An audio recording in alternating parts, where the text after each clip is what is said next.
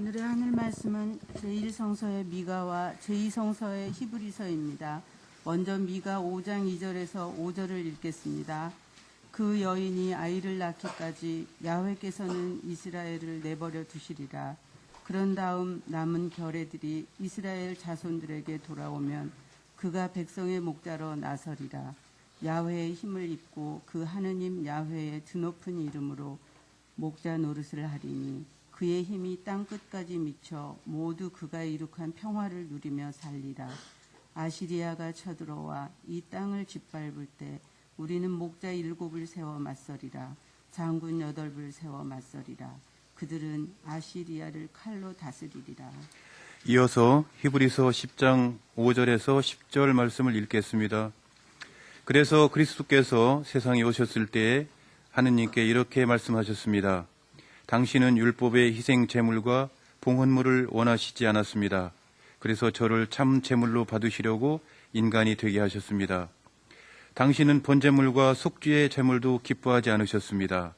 그래서 제가 말했습니다. 하느님, 저는 성서에 기록된 대로 당신의 뜻을 이루려고 왔습니다. 그리스도께서 처음에는 당신은 희생 제물과 봉헌물과 번제물과 속죄 제물을 원하지도 기뻐하지도 않으셨습니다. 하고 말씀하셨습니다. 이런 것들은 율법을 따라 바쳐지는 것인데도 그리스도께서는 이렇게 말씀하신 것입니다. 다음에는 하나님, 저는 당신의 뜻을 이루려고 왔습니다. 하고 말씀하셨습니다. 이렇게 그리스도께서는 나중 것을 세우기 위해서 먼저 것을 폐기하셨습니다. 예수 그리스도께서는 하느님의 뜻을 따라 단 한 번 몸을 바치셨고 그 때문에 우리는 거룩한 사람이 되었습니다. 다 함께 시편 80편 7절 말씀을 읽겠습니다. 만군의 야훼여 우리를 다시 일으키소서. 당신의 밝은 얼굴 보여주시면 우리가 살아나리이다. 이 말씀으로 귀한 깨달음과 결단이 있으시기를 바랍니다.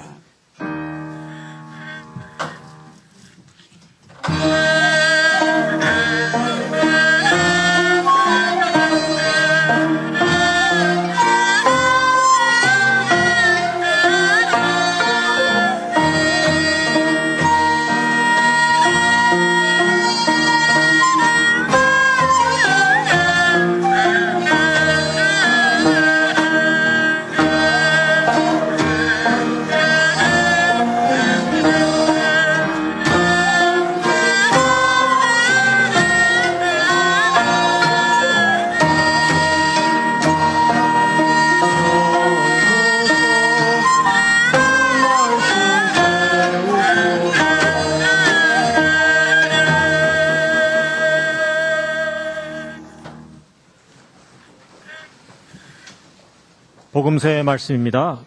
귀로 들으시기 바랍니다. 며칠 뒤에 마리아는 길을 떠나 걸음을 서둘러 유다 산골에 있는 한 동네를 찾아가서 지가리아의 집에 들어가 엘리사벳에게 문안을 드렸다. 엘리사벳이 마리아의 문안을 받았을 때에 그의 뱃속에 든 아기가 뛰놀았다. 엘리사벳은 성령을 가득히 받아 큰 소리로 외쳤다. 모든 여자들 가운데 가장 복되시며 태중의 아드님 또한 복되십니다. 주님의 어머니께서 나를 찾아주시다니 어찌된 일입니까? 문안의 말씀이 내 귀를 울렸을 때에 내 태중의 아기도 기뻐하며 뛰놀았습니다. 주님께서 약속하신 말씀이 꼭 이루어지리라 믿으셨으니 정녕 복되십니다. 이 말을 듣고 마리아는 이렇게 노래를 불렀다. 내 영혼이 주님을 찬양하며 내 구세주 하느님을 생각하는 기쁨에 이 마음 설레입니다. 주께서 여종의 비천한 신세를 돌보셨습니다. 이제부터는 온 백성이 나를 복되다 하리니 전능하신 분께서 나에게 큰 일을 해주신 덕분입니다. 주님은 거룩하신 분, 주님을 두려워하는 이들에게는 대대로 자비를 베푸십니다. 주님은 전능하신 팔을 펼치시어 마음이 교만한 자들을 흩으셨습니다. 권세 있는 자들을 그 자리에서 내치시고 보잘것없는 이들을 높이셨으며 배고픈 사람은 좋은 것으로 배불리시고 부요한 사람은 빈손으로 돌려보내셨습니다. 주님은 약속하신 자비를 기억하시어 당신의 종 이스라엘을 도우셨습니다. 우리 조상들에게 약속하신 대로 그 자비를 아브라함과 그 후손에게 영원토록 베푸실 것입니다. 이는 주님의 말씀입니다. 네, 자리에 앉으시기 바랍니다.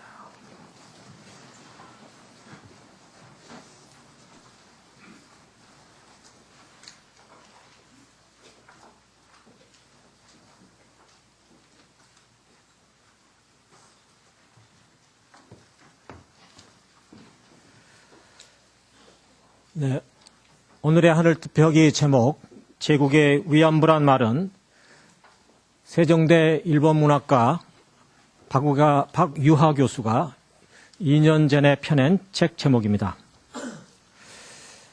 제목부터 도발적이지만 1년 전 성신대 할머니들이 이 책을 허위 사실로 고발을 했고 법원은 이를 받아들여 최근에 34곳을 삭제하라는 판결을 내렸습니다.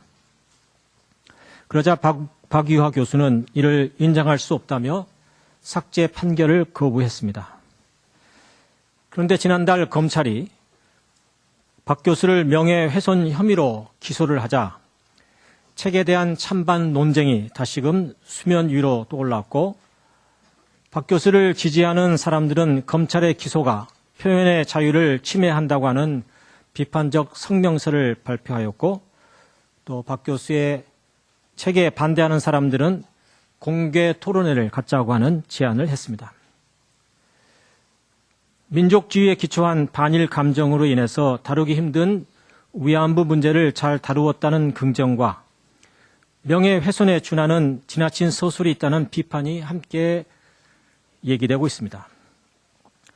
일본에서도 소수의 비판적인 지식인들이 있지만은 대체로 호의적인 평가를 받아서 올해 마이니치 신문사가 주는 특별상을 받기도 했습니다. 언론과 표현의 자유라는 입장에서만 보면 박 교수의 삭제 거부는 타당성이 있습니다. 지난 금요일에도 이와 관련한 법원의 판결이 있었습니다.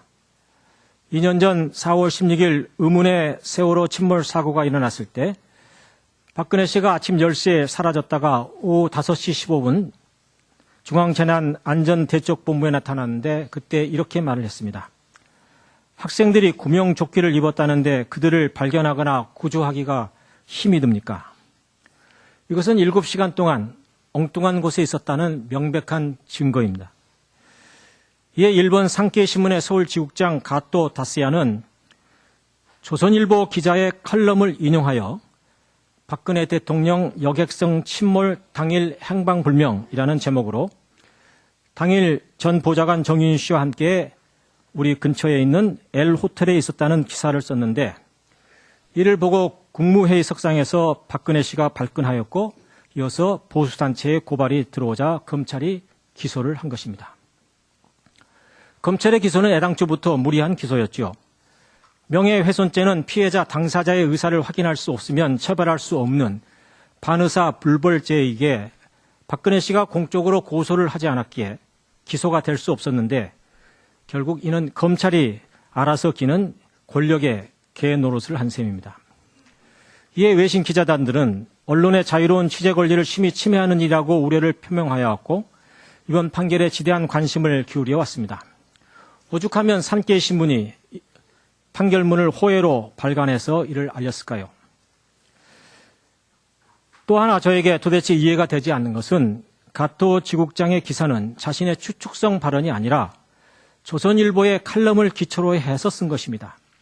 그렇다면 애당초 문제가 되는 그 기사의 원인이 되는 조선일보를 고발해야 하는데 잘못 건드렸다가는 혹 지용윤 씨랑 호텔에 들어가는 사진이라도 공개되는 날에는 문제가 더욱 확대될 수 있었기 때문에 조선일보에는 시비를 걸지 못하고 엉뚱하게 외국 신문사를 걸고 넘어간 것입니다.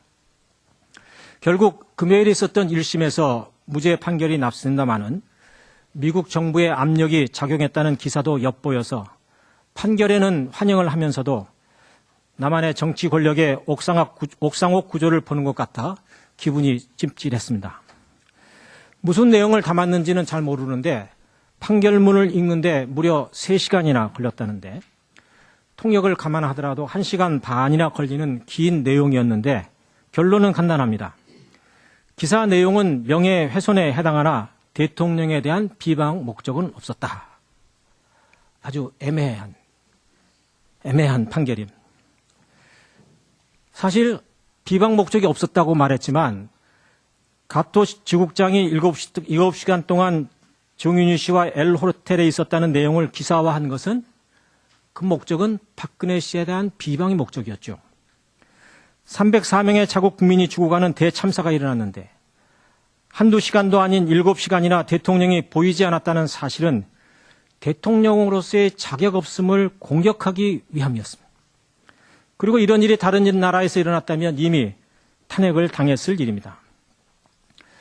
우리 남한 국민들은 마음씨가 좋아서 그런지 어리석어 그런지 그런 일은 생기지도 않았고 지금도 그럴 기미는 전혀 없습니다. 하여간 재판부의 판단에 따르면 기사 내용이 명예훼손에 해당한다고 판결하였으니까 당연히 그것은 기사 내용이 틀렸다는 말인데 그렇다면 재판부는 박근혜 씨의 사라진 7시간에 대해서 왜 이것이 허위인지 설명을 해야 하는데 청와대 안에서 보고를 받고 있었다는 한 청와대 관리의 주장에 손을 들어주었습니다. 그런데 사실 당시 비서실장 김기춘 씨가 국회에서 답변을 하였을 때 본인은 대통령이 어디에 있었는지 알지 못한다고 답변을 했고 이는 프라이버시에 해당한다는 발언을 했습니다. 그러니까 청와대에서 보고를 받았다는 일부 주장은 허위입니다. 그럼에도 재판부는 여기에 손을 들어줬는데 이것이야말로 재판이 아니라 개판이죠. 물론 대통령에게도 프라이버시가 있습니다. 그러나 당일은 휴가도 아니었고 밤 시간도 아닌 대낮 근무 시간이었고 이 나라의 최고 공직자이기 때문에 당일 어디서 무엇을 했느냐고 하는 질문은 결코 프라이버시의 대상이 될 수가 없습니다. 지난주 3일 동안 바로 옆 건물에 있는 YWC의 강당에서 세월호 청문회가 열렸습니다. 상백 4명이 도대체가 이해할 수 없는 상황에서 죽었고 그럼에도 당일 오전 서너 시간 모든 공영 TV 방송은 전원 구조라는 허위 제목을 달고 있었고 구조되는 장면은 한 컷도 나오지 않고 배가 바다 위에 떠 있는 정리된 사진만 서너 시간 계속 있었습니다. 이런 방송회가 언제라도 한 번 있었던 것인가요? 해양 사고가 일어나면 방송국은 저마다 경쟁적으로 헬기를 띄워 현장 중계를 하기 마련인데 헬기는커녕 그 근처에 가까이 간 선박조차도 없었습니다. 이 모든 것은 권력의 핵심으로부터의 방해가 없이는 전혀 불가능한 일들입니다. 지금 국민들은 모두 알고 있습니다. 세월호 주인으로 알려진 유병헌 씨가 도저히 상식적으로 이해할 수 없는 부패한 죽음으로 발견이 되었다고 정부가 억지 주장을 하고 있지만 여전히 국정원이 실제 주인이라는 여러 증거와 당일 침몰 현장에 나타난 해양대원들은 승무원만 구조를 하고 승객들은 의도적으로 구조를 방조할 뿐만 아니라 아예 구조를 방해하는 일까지 하였다는 증거의 영상과 증언들이 SNS상에 떠돌아다니고 있습니다. 이런 추측과 소문이 난무한 가운데 참사 600일이 지나 겨우 청문회가 열렸습니다. 그런데 청문회가 열리는 3일 동안 정부 보조금을 받는 고엽제 회원들과 어버이연합 회원들이 이 YWC 건물 앞에서 고성능 스피커를 통해서 괴성을 질러댔습니다. 제가 사무실에 앉아있는데 도저히 어떻게 일을 할 수가 없을 정도로 시끄러웠어요. 도대체 무슨 얘기를 하는 것인가? 그래서 가보았습니다. 피켓은 하나였습니다. 여러 개를 들었지만 내용은 하나였어요. 대통령의 사라진 7시간을 문제 삼지 말라. 사실 이 문제 때문에 여당 측 조사위원들은 참가도 하지 않았습니다. 난 박근혜 씨가 지금이라도 7시간 어디서 무엇을 했는지 제발 속시원히 밝혔으면 좋겠습니다. 이것 때문에 국민들 사이에 불필요한 충돌이 분열이 심각합니다. 환갑을 훨씬 지난 독신 여성과 유부남이 7시간을 호텔방에 있었다고 해서 다 불순한 일만 하는 것은 아니죠. 음악 감상도 할 수 있고 국정 관련 학술 토론도 할 수 있고 근데 자꾸 감추고 조선일보 기자는 고소를 못하고 엉뚱한 일본 언론인만 고소를 하니까 목사님 저마저도 불순한 상상을 하게 되는 것이죠. 더 이상 언급했다가는 국가원수 모독죄로 제가 고발을 당할 수가 있어 언급은 그만하겠습니다만, 어쩌다가 우리가 이런 상황까지 내몰렸는지, 국제적인 웃음거리, 조롱거리로 전락했는지 알다가도 모를 일입니다. 최근에 한림교 교육에도 하셨던 안무가 정영두 교수께서 국립국악원 공연 검열에 맞서 1인 시위를 하였습니다. 지난 9월 이윤택, 박근영 연출가가 박정희, 박근혜 부녀를 풍자했다는 이유로 정부 창작 지원 사업에서 탈락된 바 있고, 또 세월호를 연상시킨다는 이유로 연극 이 아이 공연이 방해를 받았기에 이에 항의하는 시위를 한 것입니다. 지금 예술계에는 7, 80년대 군사 정권 이래 가장 치밀하고 광범위한 검열의 풍파가 불어닥치고 있다고 합니다. 정현두 교수가 말한 대로 원칙과 상식이 통하지 않는 사회가 되었습니다. 독립적인 창작과 표현의 자유가 사라진 예술은 예술이 아니라 똥술입니다. 이렇듯 언론 표현의 자유는 한 사회의 공기와 같은 것으로 지극히 당연한 일입니다마는, 위안부 할머니들을 일본 제국의 동조자로 표현하는 것이 표현의 자유에 속하는 것인지 아니면 명예훼손에 해당하는지는 사람에 따라 의견이 갈리고 있습니다. 그러나 만약 박유아 교수께서 자신의 어머니나 혹은 언니가 이런 일을 당했다면 이렇게 표현할 수 있었을까에 대해서는 의문입니다. 책의 한 구절입니다. 병사는 분명 위안부와의 관계에서 가해자임을 면할 수 없다. 그러나 내일이면 죽을지 모르는 운명 앞에서 그들이 하룻밤 따뜻한 위안을 원했다고 한다면 누가 그들을 손가락질할 수 있을까? 이건 군인을 대변하는 표현입니다. 그 병사에게는 한 번일지 모르지만 당하는 그 여성은 하루 저녁에도 20번 이상을 당해야 하는 고통이요 죽음 그 자체였습니다. 본인이 여성이면서도 이렇게 표현할 수 있다는 데 대해서 저는 남성이지만 매우 불쾌감을 갖습니다. 더 나아가서 박 교수는 가부장제와 빈곤에 시달리던 여성들을 속여 위안부로 끌고 간 것은 일제의 협력자 조선인들이 범한 범죄이지 그 책임을 일본 정부에 물을 수는 없다고 말합니다. 여기서 조선인이나 누구를 말하는 것입니까? 이미 이름조차 일본식으로 개명을 한 사람들을 조선인, 일본인 구별하는 것이 의미가 있는 일인가요?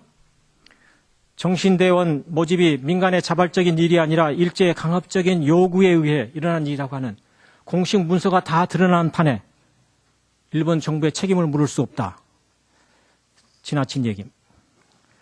더 나아가 박 교수는 일본 군인과 위안부의 애틋한 사랑과 일상을 강조하면서 조선인 위안부들이 일본군과 동지적 관계였고 일본 군대에 애국한다는 의식을 가지고 있었다고 주장합니다.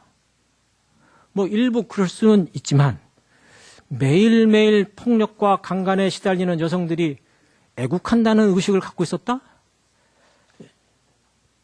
여러분 동의하시는지 모르겠습니다. 박 교수는 그의 또 다른 책 반일 민족주의를 넘어서에서 내가 아는 일본은 다시 전쟁을 일으키지 않고 타국을 식민지할 만큼 어리석지 않다. 문제시 되어야 할 것은 그들의 보이지 않는 야욕이 아니라 우리의 보이는 왜곡이다. 라고 말하면서 일본은 나름대로 최선을 다하고 있는데 남한의 시민단체에 의해서 반일 민족 감정이 확대되면서 위안부 문제의 해결이 더 어려워졌다. 이렇게 말했습니다. 저도 민족주의에 대해서는 일정 부분 경계하는 사람입니다만은 저는 이 문장에서 도대체 이 박 교수가 한국 사람인지 일본 사람인지 구분이 잘 안 됐습니다. 박 교수가 자신이 이해하는 일본이라는 단서를 달고는 있지만 일본은 다시는 전쟁을 일으키지 않고 타국을 식민지할 만큼 어리석지 않다는 그런 확신은 도대체 어디에서 나오는 것일까요? 내가 만난 사람들의 근거에서 그 나라가 어떠할 것이라고 말하는 것은 지혜인가요? 어리석음인가요? 저는 미국에서 20년을 넘게 살면서 좋은 사람을 수없이 많이 만나서도 제가 미국은 더 이상 전쟁을 일으키지 않고 타국을 식민지할 만큼 어리석지 않다고 말하지 않는 것은 미국의 실체라고 하는 것이 제가 만난 몇 사람으로 결정되지 않기 때문입니다. 하도 이상해서 제가 박 교수의 양력을 한번 찾아봤습니다. 고등학교만 남한에서 나오고 대학원 모두 일본에서 공부를 했습니다. 제가 미국에 살면서 고등학교 때 혹은 이제 고등학교만 졸업하고 이게 미국으로 온 1.5세, 한인 1.5세들을 만나면 균형 잡힌 정체성을 갖고 있는 경우는 극히 드물고 대체로 이것도 저것도 아닌 한국도 미국도 아닌 불분명한 정체성 아니면 친미적인 그런 이제 미국 일변도의 정체성을 갖고 있는 경우가 많이 있습니다. 이 경우가 아닌가 생각합니다. 특별히 외국 유학을 한 사람들은 삶을 현장에서 부딪혀보지 않았기 때문에 학교 안에서만 살아가지고요. 다 좋은 사람만 만나죠. 다 학문적으로 토론만 하지. 까떼, 이런 욕을 듣나요? 그 사람들이? 싸울 일이 없죠. 안에서 밥 먹고 학문적 토론만 하는데. 진문맥을 못 보는 거예요. 오늘 제가 박유하 교수의 얘기를 꺼낸 것은 정신대 문제를 다루고자 함이 아니라 실은 기독교 신앙에서 가장 큰 걸림돌로 작용하고 있는 예수의 어머니 마리아의 임신에 대한 얘기를 하기 위함입니다. 대림전 네 번째 주일은 언제나 마리아에 초점을 맞춰져 있습니다. 교회는 복음서에 기록되어 있는 그대로 처녀가 성령의 도움으로 아기 예수를 낳았다는 동정녀 탄생을 교리로 확립하고 이를 신앙으로 고백하고 있으며 가톨릭에서 여기에 문제 제기를 했다가는 당장 파문을 당할 수 있는 확고부동한 교리이자 절대의 진리입니다.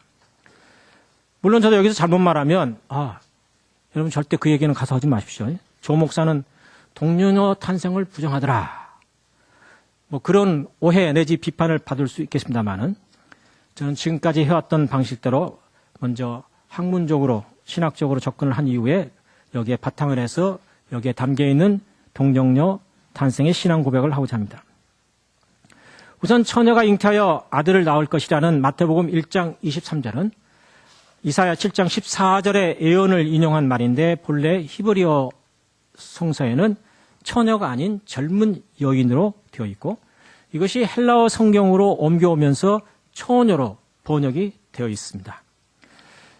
결국 이거는 해석이 이미 첨가된 성구입니다. 두 번째, 성령에 의한 잉태라는 말이 무슨 뜻일까요? 도대체 당시 유대인들의 사고방식에 따르면 모든 자식들은 하나님의 뜻에 의해 탄생한 성령의 자식들입니다. 예수만 성령에 의해서 탄생한 사람이 아닙니다. 갈라디아서 4장 29절을 보면 바울은 아브라함의 아들 두 사람 중 여종 하갈에게서 태어난 이스마엘과 아내 사라에게서 태어난 이삭을 비교하면서 이렇게 말합니다. 그때 육정으로 낳은 자식이 성령으로 낳은 자식을 박해하였는데 지금도 꼭 마찬가지입니다. 이삭을 성령으로 낳은 자식이라고 말합니다. 요한복음 3장에서 니고데모와의 대화에서 예수는 이렇게 말합니다. 새로 낳아야 한다는 나의 말을 이상하게 생각하지 말라. 바람은 제가 불고 싶은 대로 분다. 너는 그 소리를 듣고도 어디서 불어와서 어디로 가는지를 모른다. 성령으로 낳은 사람은 누구든지 다 이와 같다. 오늘 마리아와 함께 등장하는 세례 요한의 어머니 엘리사벳의 임신 또한 분명히 그의 아버지 사가랴가 성전에 들어가서 천사로부터 들었던 성령에 의한 잉태였습니다. 사가랴는 우리는 둘 다 나이가 많아서 이미 생식 능력을 상실한 지 오랜데 어떻게 그런 일이 있을 수 있겠습니까? 라고 믿지를 않아서 오히려 벙어리가 되는 어려움을 겪었던 것입니다.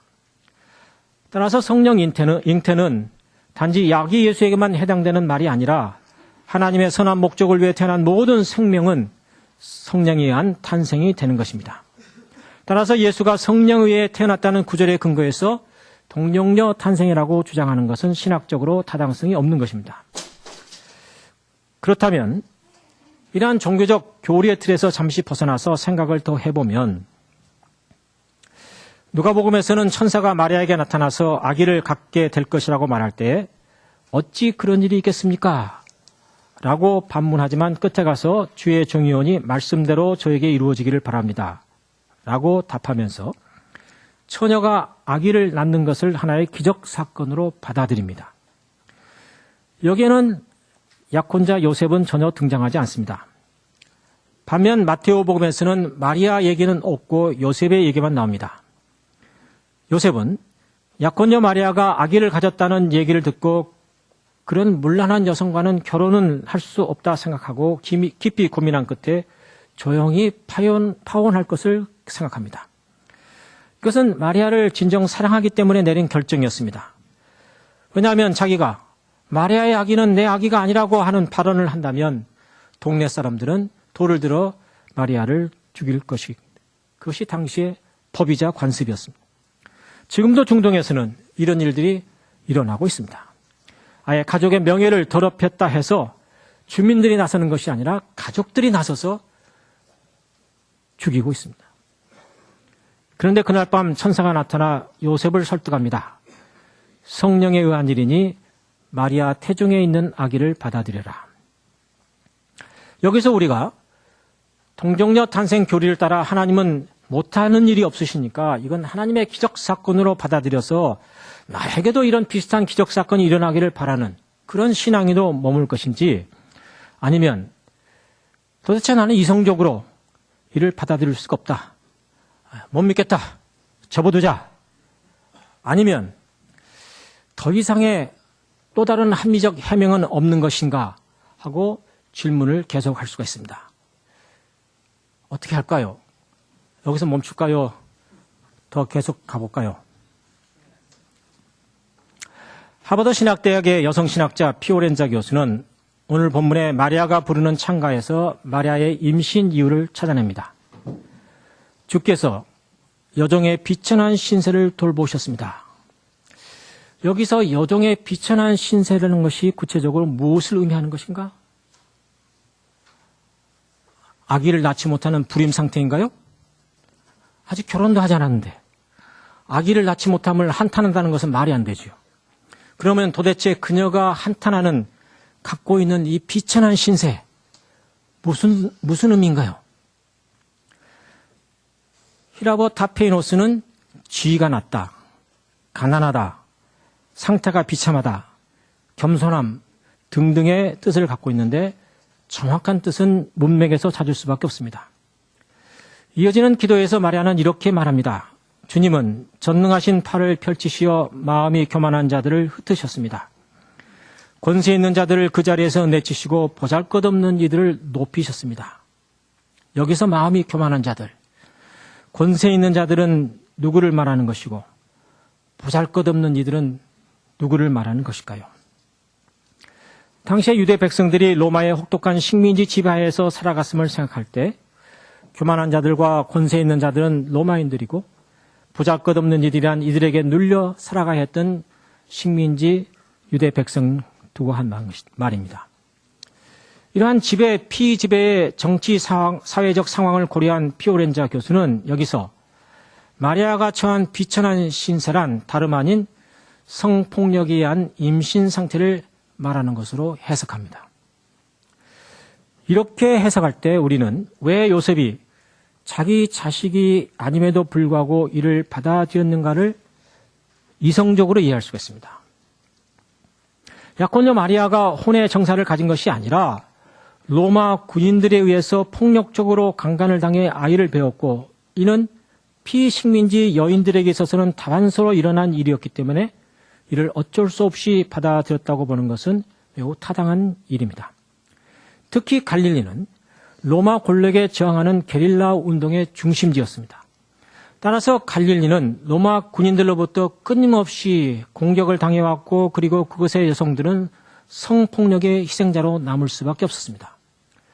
동물의 왕국에서 보듯이 전쟁이 일어나면 남자는 죽이지만 여인들에게는 씨앗을 뿌렸습니다. 우리말에 환양년이란 욕이 있습니다. 병자호란 당시 청나라에 끌려갔던 30만 명의 여인들 중 어찌어찌하여 고생 끝에 고향으로 돌아온 여자들을 환향년이라 이렇게 불렀던 것인데, 그것이 욕으로 변질이 되었고, 이 여인들에게서 태어난 자식을 호로 자식, 오랑캐의 자식이라 불렀는데 지금은 버릇없는 망나니 같은 남자들을 가리키는 욕이 되었습니다. 이 두 단어 속에는 우리 약소민족의 하한이 담겨 있습니다. 지난 5,000년 역사 속에서 외부로부터 당한 크고 작은 침략을 다 더하면 5,000번도 더 된다는 어느 역사학자의 말도 있습니다만 우리나라 역사는 한마디로 말해 중국, 일본, 러시아 등의 외세 침략과 이에 맞서는 도전과 반응의 역사 발전 과정이었습니다. 흔히 우리 민족을 당군의 자손이요 단일 민족이라고 말합니다만 문화와 언어로서 단일 민족이라는 말은 가능하지만 조선인들이 순수한 혈통과 피를 유지해 왔다는 말은 아닙니다. 미국 대학에서 역사학 교수로 있는 제 둘째 여동생이 우연한 기회에 DNA 테스트를 했다고 하면서 그 결과를 저에게 보내왔는데 매우 흥미롭더군요. 41.2% 코리안, 10.6% 제페니스, 2.1% 차이니즈, 1.7% 몽골리안, 38.6% 불특정 동아시아, 0.5% 네이티브 아메리칸, 0.1% 유로피안, 0.1% 아시케나치. 아시케나치는요, 약 1000년경 유고나 폴란드 등 중앙 유럽에서 살아가던 유대인들 혈통입니다. 조선 여성의 피에 중국, 일본, 몽골은 말할 것도 없고 어느 민족이라고 부를 수 없는 피가 마구 섞여 있고 심지어는 극히 작지만 미국 인디안, 유럽 유대인의 피까지 섞여 있는 것입니다. 그 보고서 말미에는 또 이런 말까지 붙어 있습니다. 모계 쪽으로 거슬러 올라가 보면 수백 년 전에 동아시아의 혈통과 연계되어 있고 더 거슬러 올라가면 5만 년 전 동아프리카의 혈통과도 연계되어 있다. 저희 어머니 우리나라 숭씨 중 가장 많다고 하는 김해김 씨입니다. 김해김 씨 시조는 김수로 왕인데 삼국육사 가락국기에 따르면 인도 아유타국의 공주가 건너와서 황후 허하옥이 되어서 10명의 아들을 낳았다고 말합니다. 저는 우리 여동생의 DNA 결과를 보면서 삼국유사의 얘기가 과학적으로 증명된 것은 아닌가 생각합니다. 하여간 혈통을 하나로 보는 이 단일민족이라는 말은 허구이고 모든 민족의 피가 조금씩은 다 섞여 있는 짬뽕피인 것이고 그 과정에서 분명한 것은 성폭력에 의한 여인들의 임신이라는 사실입니다. 김낙준 선생께서는 그래서 민족이라는 단어 대신에 같은 운명체라는 의미에서 결애라는 말을 사용할 것을 강조하십니다. 엊그제 새누리당 원내대표인 김무성 씨가 연탄 나르는 같이 사회봉사를 하던 아프리카 유학생을 보고 내 얼굴이 연탄색 색깔과 같구나. 뭐 그런 말을 했다는 얘기를 기사를 보고 참 한심 얻어 못해 참 불쌍한 인간이구나 생각했습니다. 자기 얼굴은 얼마나 허해서 참 그 얼굴이 그 얼굴이구만. 생긴 것도 어떻게 생겼어요? 내가 그 이상 얘기하면 안 돼. 이것도 또 명예훼손에 해당은. 그 사람도 한번 DNA 테스트를 해가지고 내 조상 중에 아프리카 조상도 껴있구나. 좀 깨달았으면 합니다. 복음서에 귀신 들린 여인들, 곧 막달라 마리아나, 수로보니게 여인에 따른 도대체 무슨 귀신이 들렸을까요? 성폭력 희생. 물론 이것은 여성들만의 아픔은 아닙니다. 마가복음 5장에는 무덤에 머무른 귀신 들린 사람 얘기가 나오는데 그의 귀신 이름은 네기온, 로마의 군단, 우리말로 바꿔 말하면 사단부대 귀신 이름이 사단부대입니다.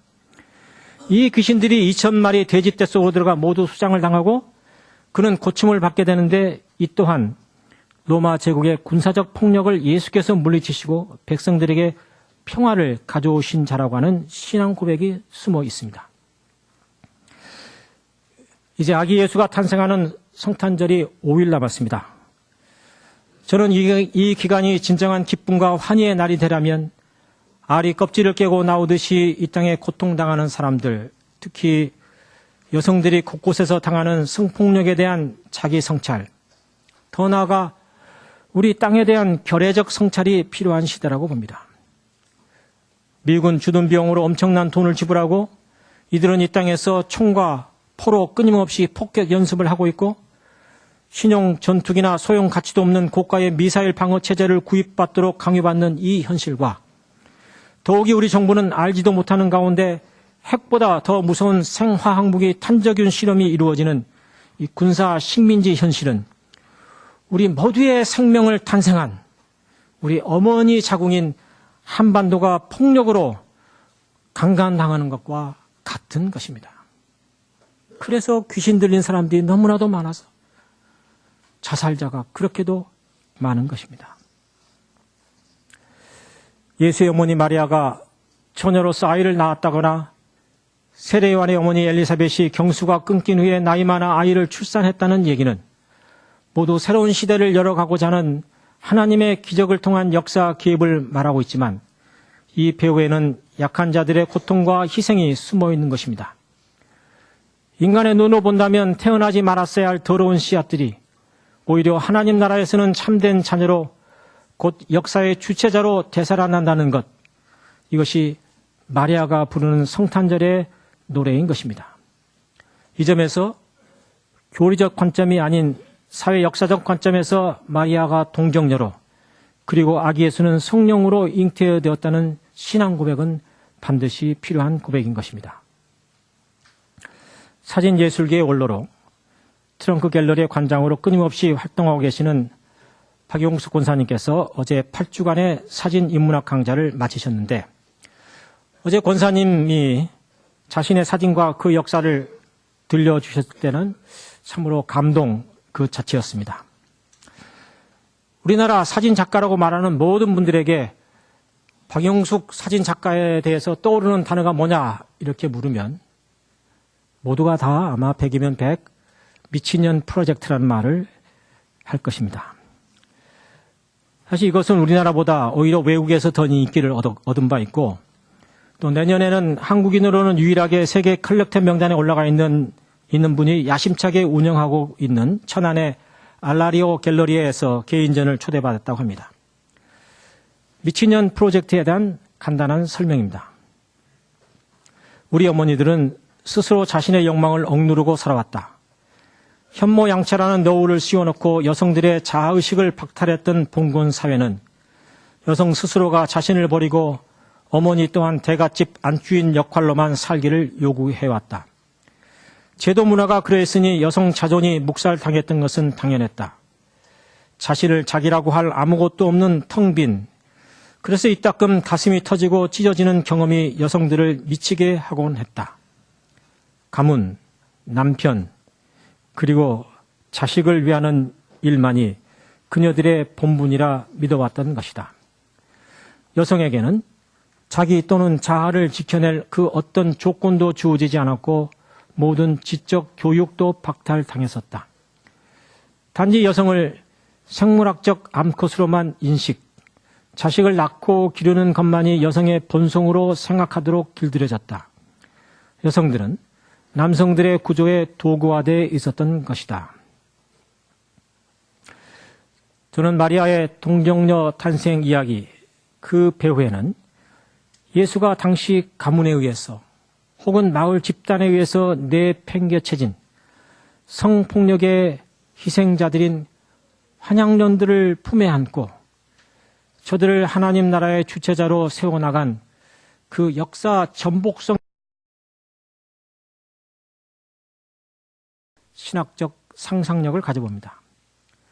마국간 탄생, 베들레헴의 유아 학살, 애굽으로의 피신 등등 아기 예수 탄생에 관련된 모든 이야기들은 이런 이런 역사 전복을 암시하고 있습니다. 다 함께 침묵으로 기도하겠습니다.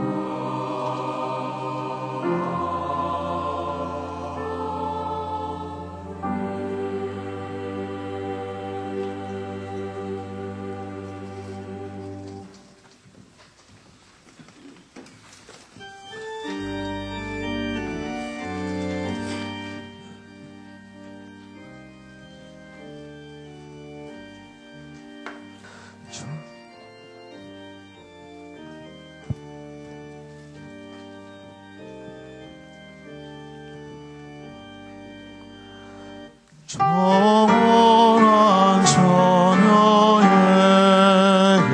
주 천사 나타나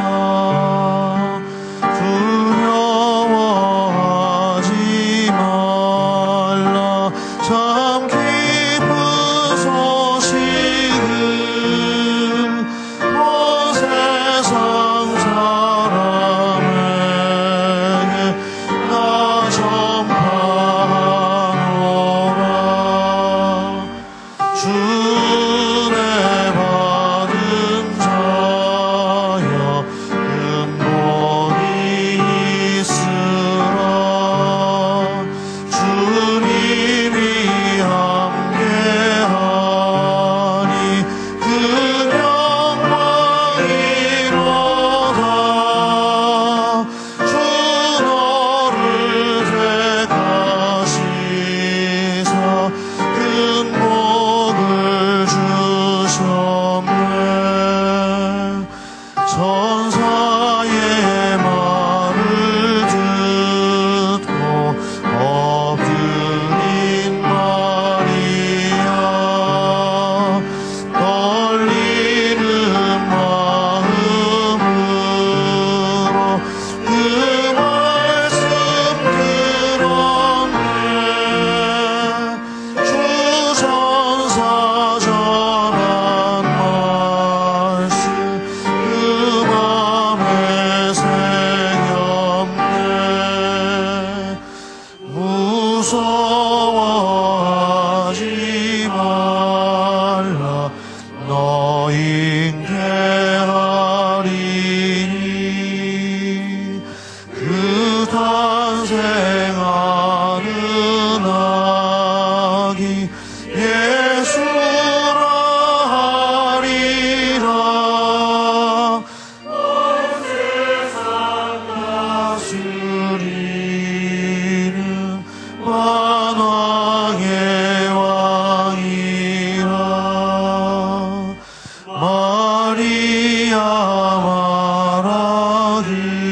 말하기를 이런 일이 있을까 전능한 주님께서